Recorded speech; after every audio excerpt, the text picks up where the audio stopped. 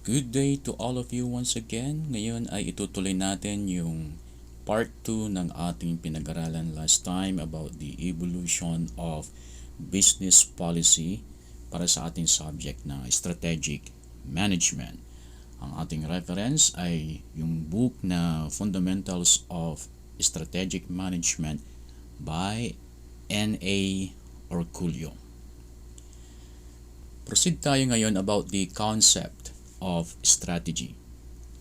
According to Peter Wright, Mark Kroll, and John Parnell, strategy can be defined as the approach that top management plans on using to attain the desired outcomes in alignment with the mission and goals of the organization. So, importante yun lagi, nagle-layout ng mission or the purpose kung bakit nag-i-exist yung company, tapos ano ba yung kanyang mga gustong makamit, yung mga ano yung mga priorities muna na gustong i-accomplish ng organization. Then, gagawa ng approach, gagawa ng plano, gagawa ng mga hakbang kung papaano ma-accomplish yung goals and mission. Kapag ginagawa natin yon, we are strategizing. From the perspective of these authors, yung 3 authors kanina na aking binanggit, strategy encompasses 3 different viewpoints. Number 1, strategy formulation. Number 2, strategy implementation. Then number 3, strategic control. Doon sa strategy formulation, dito nagdi-develop ng strategy. Yung strategy implementation, ito naman yung putting the strategy into action. Sa strategic control naman, modifying either the strategy or its implementation to ensure that the desired outcomes are attained. These same authors categorize strategy into 2 forms. Number 1 is the intended strategy, and then number 2 is the realized strategy. Intended strategy refers to the initial plan that management aims to execute, while realized strategy represents the actual strategy that management ultimately adopts. Realized strategy frequently diverges from the intended strategy because of unanticipated environmental or organizational elements that necessitate alterations to the original plan. So, ganun talaga pag strategic. Hindi siya naka-fix doon lang sa original plan. Oo, sinusundan yung original plan. Pero meron ngang hindi inaasahang pangyayari sa labas o sa loob ng organization mismo. At kapag nagkaroon ng pagbabago o kaya dumating yung mga hindi inaasahan, magkakaroon ng modification yung plano. At yung plano na na-modified, yun yung realized strategy. Operational level strategy, as described by Arthur A. Thompson and Alonzo J. Strickland, refers to the range of competitive actions and business approaches that management employs to efficiently run the company.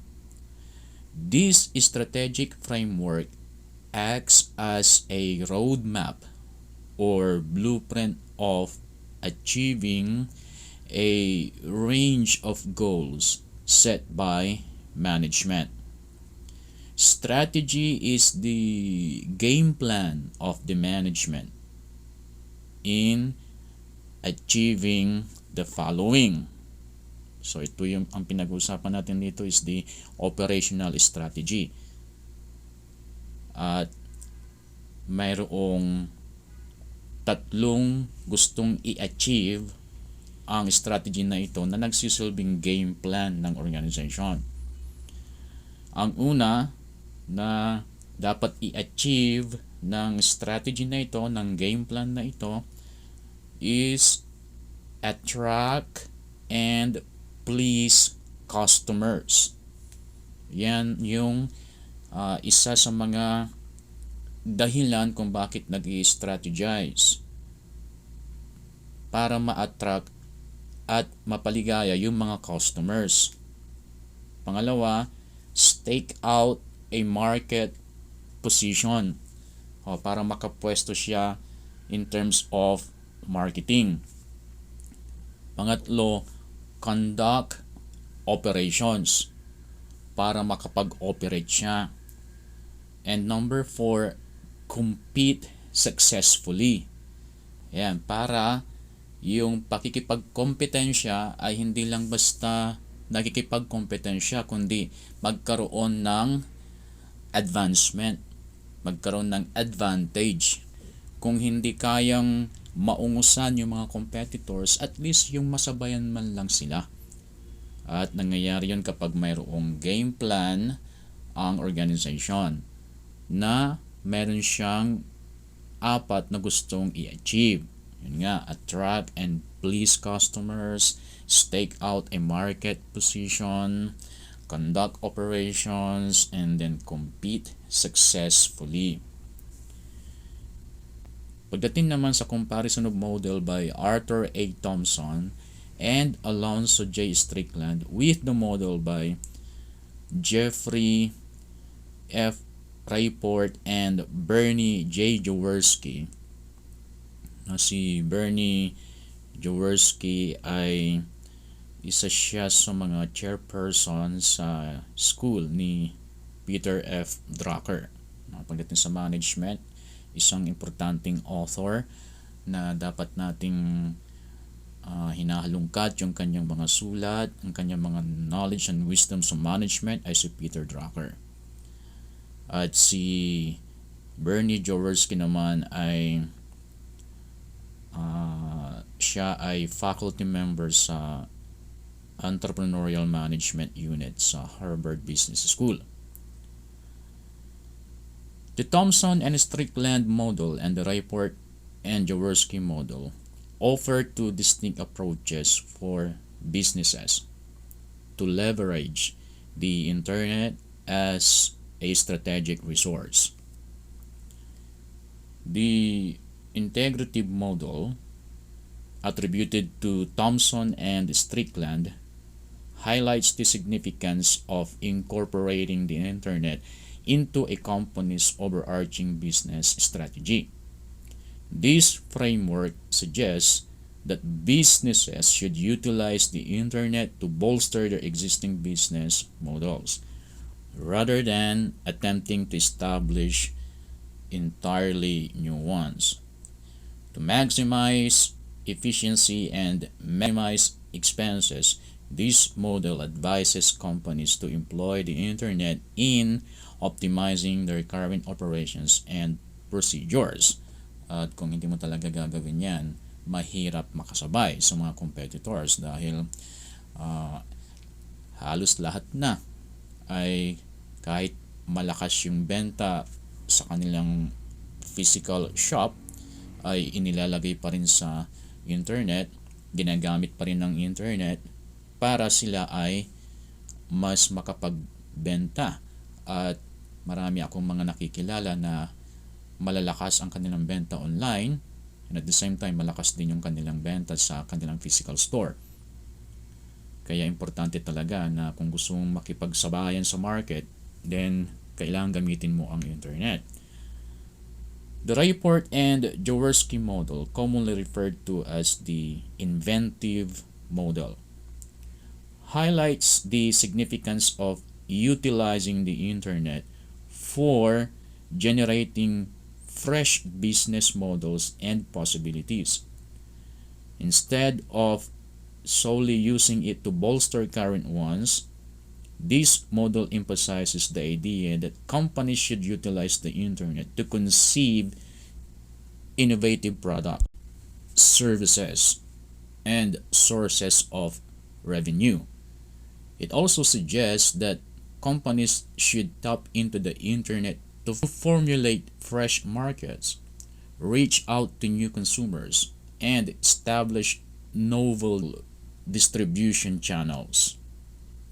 Ang approach naman na ito ni Rayport at Jaworski ay mas malawakan na online business. Hindi lang yung mag-advertise ka sa TikTok, mag-advertise ka sa Facebook, mag-advertise ka sa YouTube at iba pang mga social media platforms, kundi sundan yung mga bagong online business model. Maaring gagawa ng sariling application, gagawa ng website, gagawa ng sariling system para mas makapag-accommodate ng maraming mga customers, mas makakapag-reach out sa mas maraming market, at kung mayroong potential na maging international siya, kung kaya naman, ay bakit hindi gawin? At ganun ang nangyayari sa maraming business.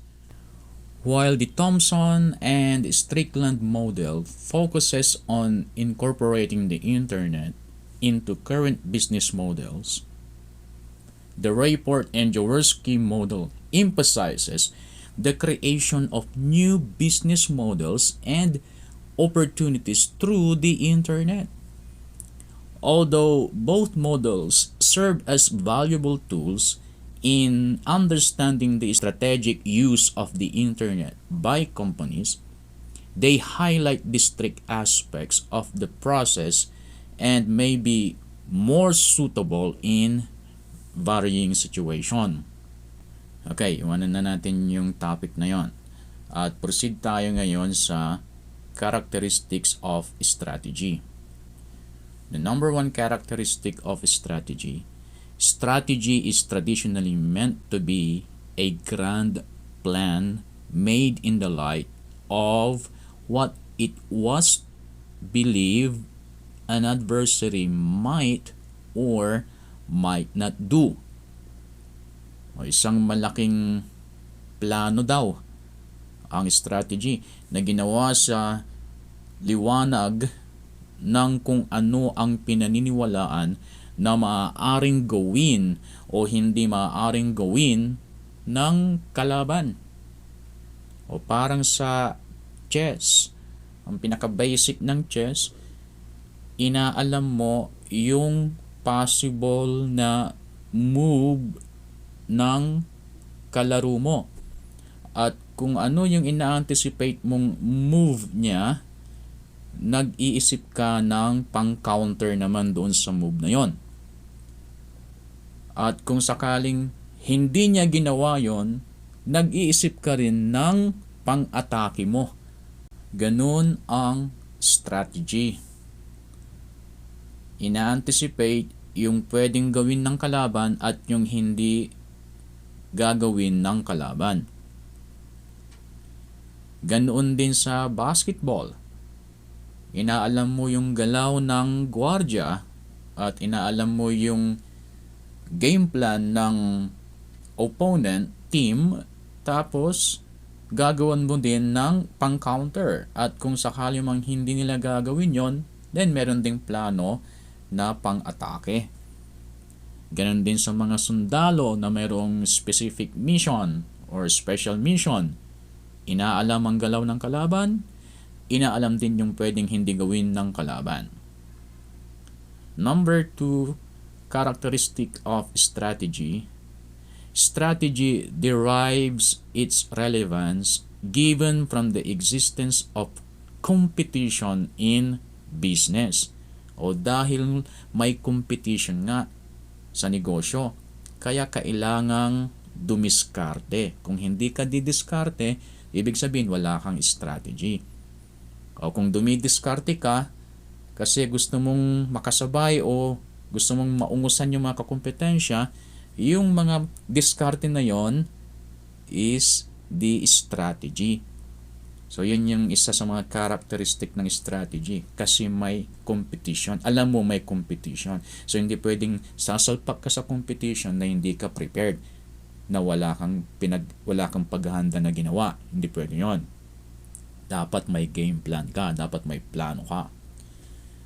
Number 3, it is done on the presumption of the existence of a negative scenario. O iniisip mo kasi baka may mangyaring masama, baka ganito ang mangyari. So in case na mangyari ito, ano ang gagawin natin? O kapag ikaw ay nagpaplano sa maaring gagawin ninyo, kung dumating yung mga hindi inaasahan, then ang tawag doon, you are strategizing. Kaya isa yan sa characteristic ng strategy. Ginagawa siya sa mga inaakala na masamang mangyayari. Number 4, it also connotes general program of action and deployment of emphasis and resources to attain comprehensive objectives. O mayroon kasing objectives, mayroon gustong matupad, mayroon gustong makamtan, mayroon gustong tuparin. At para matupad ang mga bagay na ito, kailangang mag-strategize. Number 5, a process of deciding on objectives of the organization, on changes in these objectives, on the resources used to attain these objectives, use and disposition of these resources. Ito ay formulation ng mga maliliit o short term na mga hangarin ng organization. Panibagong formulation kung kinakailangan. Pag-ayos ng budget pag nabago ang mga hangarin. Paano ang pag-release ng budget para matiyak na mapupunta sa tamang project ang pera at tamang tao ang magsasagawa.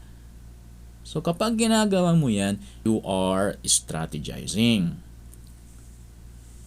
Number 6, it involves determination of the basic long-term goals and objectives of an enterprise, and the adoption of courses of action and the allocation of resources necessary to carry out these goals.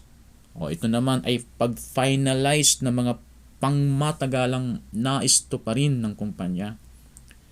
Kasama dyan ang pagiging flexible sa anumang kakailanganing adjustment sa mga plano at kung paano gagamitin ang resources sa mga adjustments na mangyayari para makamit ng kumpanya ang nilalayon nitong makamit. Number 7, a decision about how to use available resources to secure a major objective in the face of obstruction. Ito mismo yung pinagdesisyon ng gagawin sa kung ano lang mayroon ang kumpanya para tuparin ang ninanais nito sa kabila ng mga sagabal o hadlang. O kung ano lang meron, kung ano yung available na resources ng isang kumpanya, yun lang yung gagamitin mo para lamang matupad yung nais matupad ng kumpanya kahit may mga sagabal pa, kahit may mga hadlang pa. Yeah, so kung mapapanood ninyo yung movie na 300, yun ay history sa Greece about the Spartan. 300 lang sila na humarap sa pag-invade ng Persia or the Iran. I-invade nila ang Greece. Yung nag-iisang dadaanan nila ay doon pumwesto yung 300 Spartans para harangin at madelay yung pag-invade ng Iran. O kung ano lang yung meron, yun ang gagamitin mo para ma-accomplish ang mission. So parang ganun sa company, kung ano lang meron siya, kung anong meron siya, i-maximize yung pwede niyang mapuproduce. Yun ay isang characteristic ng strategy. Number 8, unlike policy, strategy implies actions and guides decision making, spelling out directions to be taken. Ang strategy, ito mismo yung gagawin. Ang policy, ito naman yung batayan ng mga gagawin. Ulitin ko, ang strategy, ito mismo yung gagawin, yung action plan. Ang policy naman, ito yung mga naging batayan ng mga gagawin. Number 9, strategy may, in some extreme or necessary cases, exist without a policy. Ibig sabihin, maaring umiral ang diskarte, maaring umiral ang strategy nang walang patakaran. Pwedeng mangyari yun. Tingnan natin yung strategy versus policy. When managing a business in the real world, conflicts frequently arise between business policies and strategies, resulting in confusion. These conflicts can lead to organizational problems. How effectively managers handle the situations of conflicting policies and strategies determines the future of the business. The following scenarios illustrate how strategy and policy often clash, making it challenging to implement a strategy within the confines of existing policies. In many instances, business policies exist amidst absence of business strategy, and strategies may exist without established business policy. Umiiral ang mga patakaran sa negosyo sa gitna ng kawalan ng diskarte. May mga ganon. At sa kabilang panig naman, maaring umiiral ang strategy nang walang itinatag na patakaran sa negosyo.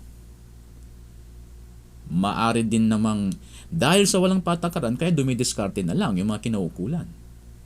Sa isang banda naman, dahil walang diskarte, kaya gumagawa naman ng patakaran ang mga kinauukulan upang mapilitang dumiskarte naman ang mga dapat dumiskarte. If ever they exist, business policies are generally directional in nature, and strategy is more operational in context. Ang mga patakaran sa negosyo, ito yung nagsisilbing direction, yung pupuntahan ng kumpanya. Ang strategy naman, ito yung mismong ginagawa, ito yung operation ng kumpanya para makapunta doon sa pupuntahan, which is the policy na nandoon, kung saan nakasaad yung mga tamang hakbang na dapat gagawin. Para malaman kung yung hakbang ay mali, ibinabatay doon sa policy. Business policies are often formal or written, and strategies may be informal and not necessarily written and often confidential. Ang mga patakaran sa negosyo ay kadalasang formal yan, nakasulat. No? At ang mga estratehiya ay maaaring informal at hindi kinakailangang nakasulat at kadalasang confidential. Ito ay pinag-usapan lang para hindi makopya siguro ng competitors o kaya para hindi nila magawan ng counter strategies ng kalaban o ng kakompetensya o malamang confidential siguro dahil baka may nalalabag itong policy.